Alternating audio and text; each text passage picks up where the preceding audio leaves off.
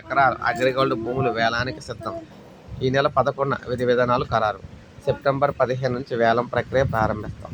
So రాష్ట్రంలో చూసుకున్నట్లయితే అగ్రిగోల్డ్ ఆస్తుల్లో 6,330 ఎకరాలు వేలం ద్వారా విక్రయించి ఆ డబ్బులు బాధితులకు అందజేయాలని నిర్ణయం తీసుకున్నట్లు పౌర సరఫరాల శాఖ మంత్రిగా తెలియజేశారు. అగ్రిగోల్డ్కు దేశవ్యాప్తంగా 23,430 ఎకరాలు ఉండగా అందులో ఏపీలోనే 20,450 ఎకరాలు ఉన్నట్లు గుర్తించామని, వీటిలో 14,304 ఎకరాలను సిఐడి ప్రభుత్వానికి అప్పగించినట్లు చెప్పారు.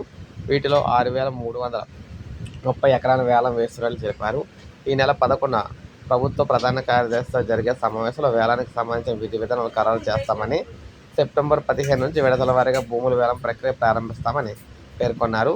అగ్రిగోల్డ్ సమస్యలపై ప్రభుత్వం నియమించిన మంత్రివర్గ ఉపసంఘం సచివాలయంలో భేటీ అయింది.